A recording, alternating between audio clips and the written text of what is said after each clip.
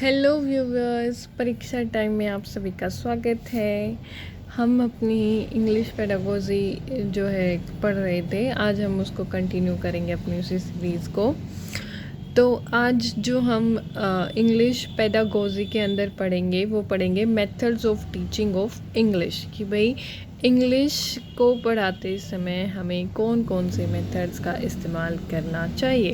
हमारे पास बहुत सारे मेथड हैं। सबसे पहला जो मेथड आता है वो है ग्रामर ट्रांसलेशन मेथड।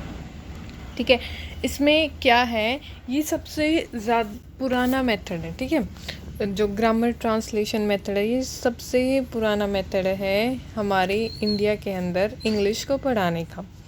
और इसको जो है क्लासिकल मेथड या फिर इसको ट्रेडिशनल मेथड भी बोल दिया जाता है।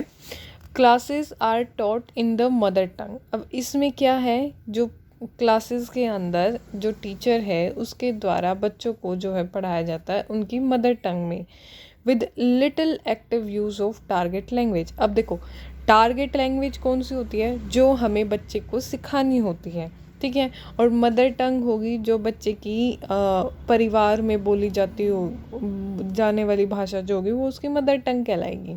ठीक है, अब क्या है, क्लासेस के अंदर जो है टीचर इंग्लिश पढ़ा रही है तो वो उसकी मदर टंग में उसको पढ़ाएगी, और जो टारगेट लैंग्वेज है जैसे इंग्लिश है तो वो उसका थोड़ा बहुत जो है उसके जैसे वर्ड्स यूज़ कर लेंगी, जहाँ पर कुछ बच्चों को समझ में आता होगा वो चीज़, ऐसे से उनको वर्ड यूज़ कर करके उनको पढ़ाया जाएगा। ठीक है, अब beginning with the key skill of reading and grammar. अब इसकी शुरुआत कैसे, कौन सी स्किल से की जाती है, रीडिंग स्किल और जो हमारी ग्रामरेटिकल पोर्शन होता है। जैसे कि हमारे टाइम में तो जो मेथड यूज़ किया जाता था तो वो हमारा ग्रामर ट्रांसलेशन मेथड ही था। ठीक है, अब जो है चेंजेस आ चुके हैं, अब और नए नए मेथड आए हैं और हर स्कूल जो है एक से एक मेथड को यूज़ करता है। अब इसमें हमारी कुछ लिमिटेशंस भी हैं, वो देखते हैं। The major limitation of this approach is neglect of spoken language, कि भाई वो जो है इसमें नेग्लेक्ट करते हैं जो उनकी स्पोकन लैंग्वेज होती है, एंड नेचुरल स्पीच, मतलब कि नेग्लेक्ट कर दी जाती है। जो बच्चों की जो नेचुरल स्पीच होती है या फिर जो स्पोकन लैंग्वेज होती है उसको नेग्लेक्ट करते हैं। Even though learner become proficient in reading and writing.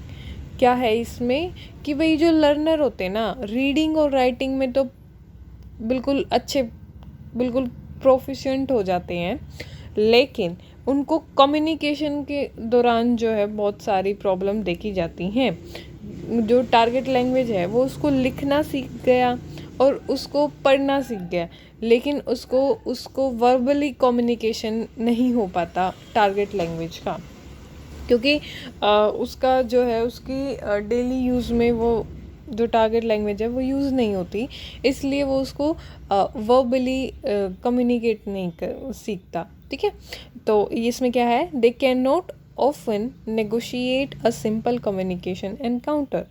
अब नेक्स्ट पॉइंट इसमें क्या इसकी वो है लिमिटेशन, कि भाई अब इसको जो ये हमारी टारगेट लैंग्वेज है उसका जो मतलब कि स्कूल्स के अंदर जो है वोकैबुलरी पर ज़्यादा ध्यान दिया जाता है, लिटरेचर पर ज़्यादा ध्यान दिया जाता है और रीडिंग और राइटिंग वाले पोर्शन पर ही ज़्यादा ध्यान दिया जाता है।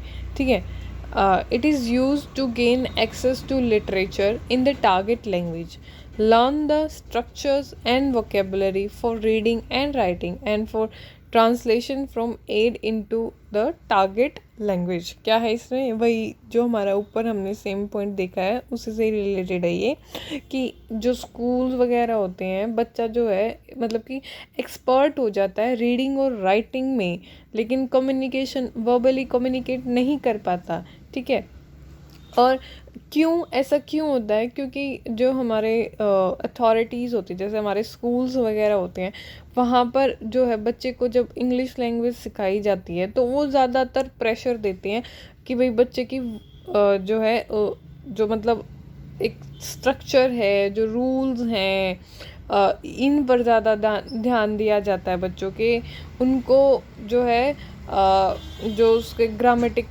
पोर्शन नहीं होता, इस पर ज़्यादा ध्यान दिया जाता है कि भाई इनको जो है करेक्ट वे में ये लिखें, एक भी मिस्टेक वगैरह नहीं होनी चाहिए, उनको सारे रूल्स का पता होना चाहिए। लेकिन उसको जो है मतलब कि उसकी जो निजी लाइफ है उसमें यूज़ नहीं हो पाता है, ठीक है। स्ट्रक्चर्स पे, वोकेबलरी पर ज़्यादा ध्यान दिया जाता है टारगेट लैंग्वेज के स्कूल्स वगैरह पे। अब नेक्स्ट इसमें क्या लिमिटेशन है, a lot of emphasis is laid on accuracy on the content की एक्यूरेसी पर ही ज़्यादा ध्यान दिया जाता है। Much of vocabulary is taught in the form of list of isolated word. और वोकेबलरी भी कैसी पढ़ाई जाती है कि लिमिटेड वर्ड्स दे दिए जाते हैं बच्चे को बोल दिया जाता है कि भाई तुम इन वर्ड्स को याद कर लो और उनको कल सुना देना। ऐसे वोकेबलरी पढ़ाई जाती है, ना कि इस तरीके से कि भाई जो उनको नए नए शब्द सिखाए जाते हैं उनका उन्हें यूज़ करना भी सिखाया जाए उनकी डेली कम्युनिकेशन के अंदर, ठीक है। फिर हमारा जो सेकंड मेथड आता है वो है direct method. It is also known as natural और रिफॉर्म्ड मेथड। इसको नेचुरल मेथड और रिफॉर्म मेथड भी बोल दिया जाता है, डायरेक्ट मेथड को। अब ये क्या है, बिल्कुल ही अपोजिट है किसके, ग्रामर ट्रांसलेशन मेथड के। अब इसमें क्या होता है कि जो मदर टंग होती है ना बच्चे की, उसको बिल्कुल ही डिस्करेज किया जाता है, उसको मतलब बच्चे को जो है प्रोहिबिट कर दिया जाता है कि भाई तुमको जो है अब क्लास के अंदर या अपना स्कूल के जब वो स्कूल में एंटर करता है तो उसको ये स्ट्रिक्टनेस प्रोवाइड कर दी जाती है कि भाई तुमको जो है अपनी मदर जो टंग है या मदर लैंग्वेज है उसका यूज़ नहीं करना है क्लास के अंदर, क्लासरूम के अंदर और स्कूल के अंदर। बिल्कुल डिस्करेज किया जाता है इसको मदर टंग को डायरेक्ट मेथड के अंदर। अब इसमें सबसे ज़्यादा अटेंशन किया जाता है स्पीकिंग और लिसनिंग पर कि भाई बच्चा ज़्यादा से ज़्यादा जितना सुनेगा उस चीज़ को ग्रहण करेगा वो उसके लिए उतनी ही अच्छी होगी, ठीक है।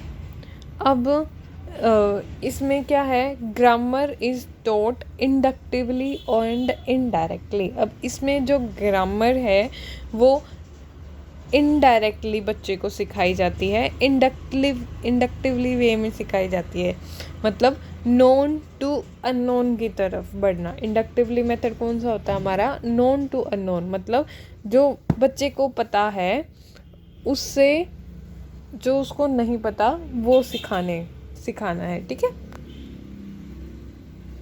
और मेरे हिसाब से तो भाई सबसे बेस्ट मेथड डायरेक्ट मेथड ही होता है, लेकिन इसमें बिल्कुल ही जो मदर टंग होती है उसको डिस्करेज नहीं करना चाहिए, लिटिल बिट उसका भी यूज़ करके उसको बच्चे को जो है थोड़ा बहुत सिखाना चाहिए, ठीक है। अब आता है डॉक्टर वेस्ट न्यू मेथड, जो कि दिया था डॉक्टर मिकेल वेस्ट ने। It was against the direct method. अब ये बिल्कुल ही अगेंस्ट है डायरेक्ट मेथड की, क्योंकि ये फोकस कर रहा है किस पर, साइलेंट रीडिंग पर फोकस करने को लिए इसने बोला है। It favours judicially use of mother tongues. इसने फेवर किया कि भाई जो मदर टंग है उसका भी यूज़ करना चाहिए। It ignore the skill of listening, speaking and writing. इन्होंने अपने मेथड के अंदर लिसनिंग, स्पीकिंग और राइटिंग 3 स्किल्स को इग्नोर कर दिया बिल्कुल ही, और सिर्फ इन्होंने रीडिंग जो है उस पर फोकस किया था, ठीक है। डॉक्टर वेस्ट न्यू मेथड, देखो आपको ये सारे के सारे जो मेथड्स हैं वो याद करने हैं। नेक्स्ट है हमारा बाइलिंगुअल मेथड, जो कि दिया था किन्होंने डेवलप किया था, CJ डॉडसन ने, ठीक है। अब इन्होंने क्या कहा कि भाई help of mother tongue is also taken here along with the target language. इन्होंने क्या बोला कि भाई मदर टंग की भी हेल्प लेना चाहिए टारगेट लैंग्वेज को अचीव करने के लिए। अब जो चिल्ड्रन है not allowed to use the mother tongue, teacher uses it when needed. मतलब कि इसमें जो बाइलिंगुअल मेथड है उसमें बच्चों को तो बिल्कुल प्रोहिबिट कर दिया कि भाई वो अपनी मदर टंग का यूज़ नहीं करेंगे, लेकिन जब टीचर पढ़ा रही है, उनको समझा रही है या कुछ सिखाना चाह रही है, तो टीचर उस लैंग्वेज का, जो उनकी मदर टंग है, मदर लैंग्वेज है, उसका यूज़ करके उनको जो है सिखाएगी। लेकिन जब जब वो उस मदर टंग को यूज़ करेगी जब ज़्यादा ज़रूरत होगी, बच्चों को बिल्कुल समझ में नहीं आएगा, वरना वो टारगेट लैंग्वेज में ही उनको पढ़ाएगी। अब इसको जो है सैंडविच टेक्निक भी बोला जाता है, क्योंकि इसमें जैसे सैंडविच में हमारे ऊपर नीचे हमारे जो है ब्रेड की स्लाइसिस होती हैं और बीच में हमारी फिलिंग होती है, तो इसी में यही है कि भाई जो टारगेट ऊपर पहले टारगेट लैंग्वेज आ गई, फिर मदर टंग आ गई, देन टारगेट लैंग्वेज आ गई। इस तरीके से बच्चों को सिखाया जाता है bilingual method. This is also a good method. Okay, then next one is audio lingual method. ठीक है, अब हमारा कौन सा मेथड है? Audio lingual method. अब इसमें क्या है? These pattern practices and drill produced only limited language. मतलब कि बच्चे को जो है प्रैक्टिस करवाई जाती है और ड्रिल प्रोड्यूस करवाया जाता है। ड्रिल प्रोड्यूस मतलब कि रिपीटेशन में उसको बार बार जो है चीज़ें वो प्रैक्टिस करवाई जा रही हैं। अब इसमें क्या है कि भाई हम जो है बच्चे को इस मेथड से एक लिमिटेड लैंग्वेज सिखा सकते हैं, मतलब कि इंग्लिश लैंग्वेज का उसको लिमिटेड पोर्शन सिखा सकते हैं। पूरा हम उसको जो है प्रैक्टिस और ड्रिल से नहीं सिखा सकते, क्योंकि अब जैसे हमारी लैंग्वेज लैब्स होती हैं। अब लैंग्वेज लैब्स के अंदर जो है बच्चों को वो मतलब कि टीवी होता है, टीवी के सामने उनको दिखाया जाता है कि भाई कन्वर्सेशन हो रही है, और नीचे वो लिखा भी आता है कि भाई क्या कौन सा सेंटेंस और कैसे किस समय पर किस सिचुएशन पर क्या वर्ड यूज़ करने चाहिए, वो सारा उसमें दिखाया जाता है। ठीक है, अब उस एक लेक्चर के अंदर, एक क्लास के अंदर टीचर कितना सिखा सकता है? लिमिटेड ही सिखा पाएगा ना। तो इसीलिए इसको जो है ऑडियो लिंगुअल मेथड में ये हमारा जो ऑडियो लिंगुअल मेथड है, इसका इस्तेमाल लैंग्वेज लैब के अंदर किया जाता है। ठीक है, these patterns practice and drill produce. ठीक है, प्रैक्टिस और ड्रिल से जो है पैटर्न बना इनको प्रोड्यूस किया जाता है, लेकिन लिमिटेड लैंग्वेज सिखा सकते हैं। Their ability to express themselves is themselves is limited to set phrases they have practice. ठीक है, कि जितने फ्रेजेस की जितने सेंटेंस उन्होंने सीखे हैं वो उनका ही यूज़ करेंगे, उससे ज़्यादा उनको पता ही नहीं चल पाएगा। ठीक है, नेक्स्ट है हमारा CLT, जिसको बोलेंगे मतलब कि इसकी फुल फॉर्म होगी कम्युनिकेटिव लैंग्वेज टीचिंग। ठीक है, इसमें है क्या? Socially acceptable and contextual appropriate language है। बेसिकली आपको जो है CLT की फुल फॉर्म याद होनी चाहिए, कम्युनिकेटिव लैंग्वेज टीचिंग। इसमें जो है जो सोशली एक्सेप्टेबल होती है और कंटेक्चुअल एप्रोप्रिएट लैंग्वेज है वो यूज़ करनी होती है। अब नेक्स्ट है हमारी स्ट्रक्चरल अप्रोच। ओके, अब स्ट्रक्चरल अप्रोच क्या है? ये एक डायरेक्ट मेथड है, ऑल्टरनेटिव है डायरेक्ट मेथड का। ठीक है, a scientific selection and grading of structures pattern of sentence vocabulary. मतलब कि साइंटिफिक सिलेक्शन होता है, मतलब पूरा ग्रेडिंग स्ट्रक्चर्स पैटर्न में जो है सेंटेंस और वोकेबलरी बच्चे को अच्छे से स्ट्रक्चरल वे में सिखाई जाती है, स्ट्रक्चरल अप्रोच। ठीक है, और इसमें बेसिकली आप क्या सिखा सकते हो बच्चे को?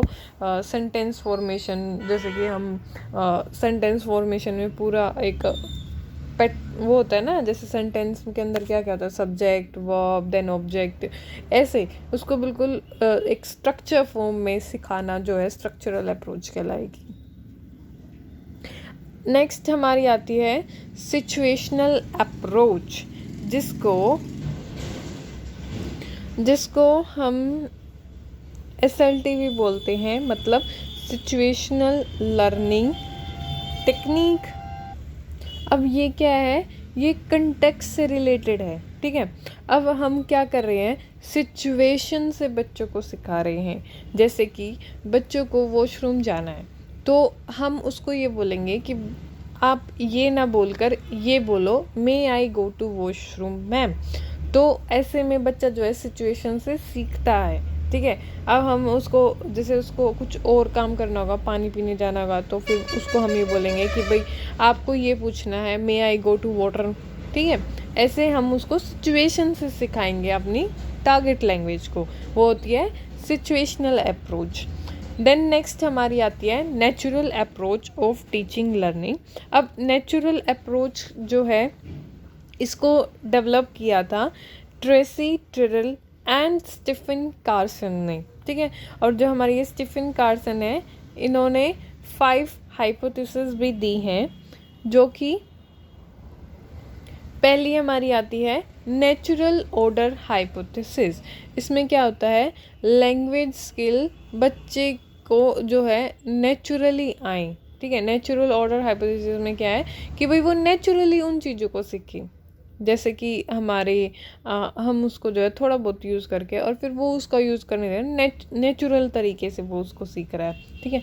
Then acquisition and learning hypothesis. अब एक्विजिशन और लर्निंग हाइपोथेसिस के अंदर एक्विजिशन अच्छा होता है, ना कि लर्निंग। देखो लर्निंग क्या होती है, अधिगम। अब हम बच्चे को सिखा रहे हैं, अब क्या हम टीचर स्कूल में वो सीख के आया, अब क्या उसको याद रहेगा घर तक आते हुए। लेकिन एक्विजिशन में क्या होता है, वो ग्रहण कर लेता है। ग्रहण में क्या होगा कि भाई वो उसका यूज़ इम्प्लीकेशन, ठीक है, उसको यूज़ करना सीख जाएगा। तो लर्निंग और एक्विजिशन के अंदर कौन सा बेस्ट है, एक्विजिशन है, क्योंकि एक्विजिशन को वो ग्रहण करेगा और लर्निंग वो याद रहेगा। अब याद कितनी देर तक रहता है, कितने टाइम तक रहेगा, ये नहीं पता होता। और यदि वो उस चीज़ को ग्रहण कर लेगा जो उसने सीखा है, तो वो उसको लाइफ टाइम याद रहेगा, ठीक है। तो अपने सेकंड हाइपोथेसिस के अंदर कार्सन ने बोला कि भाई लर्निंग हाइपोथेसिस से जो है हमारा एक्विजिशन लर्निंग बेस्ट है, ठीक है। देन थर्ड हाइपोथेसिस दिया उन्होंने मॉनिटर हाइपोथेसिस, ठीक है। जब हम किसी लैंग्वेज का पता, मतलब कि जब हमें किसी लैंग्वेज का पता होता है और उसे हम यूज़ करें और गलत करें तो खुद पता चल जाता है। देखो मॉनिटर हाइपोथेसिस के अंदर क्या होता है कि हमने जो है वो चीज़ सीखी हुई है, ठीक है, अब हम उसका यूज़ कर रहे हैं। अब इसमें क्या है कि जैसे हमें वो लैंग्वेज आती है और हम उसका यूज़ कर रहे हैं, जब हम उसका यूज़ कर रहे हैं तो हमें यूँ लगेगा हम मिस्टेक कर रहे हैं और हमको पता लग जाएगा कि भाई यहाँ पे ना शायद गड़बड़ हुई है, नहीं ये मैंने गलत लिखा है। वो क्या होता है, मॉनिटर हाइपोथेसिस होता है। ये हमें मतलब कि अपना दिमाग के अंदर ये हमें लगता है कि नहीं शायद हमने ये गलत कर दिया, जब खुद पता लगे, वो मॉनिटर हाइपोथेसिस होता है, ठीक है। देन हमारा फोर्थ आता है इनपुट हाइपोथेसिस। इसमें क्या होता है कि भाई जो बच्चे की करंट लैंग्वेज लेवल होता है ना, जितना उसको पता होता है उससे एक ज़्यादा जो है टीचर उसको, मतलब एक लेवल ज़्यादा टीचर जो है उसको नॉलेज प्रोवाइड करवाएगा, किसके अंदर, इनपुट हाइपोथेसिस के अंदर। देन लास्ट हमारा जो फिफ्थ जो है पॉइंट, उसमें इन्होंने क्या बोला, effective filter hypothesis. Effective filter hypothesis में इन्होंने ये बोला कि भाई जो बच्चा है ना,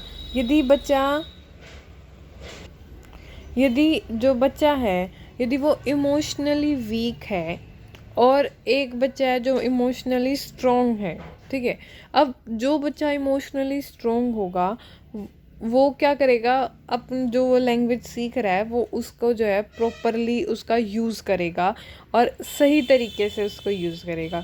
लेकिन जो इमोशनली वीक है तो वो बच्चा क्या करेगा, उसका गलत यूज़ कर सकता है और कम यूज़ करेगा, ठीक है, as comparison to strong emotionally person, ठीक है। ये हमारे जो है कार्सन के द्वारा दिए गए 5 हाइपोथेसिस थे।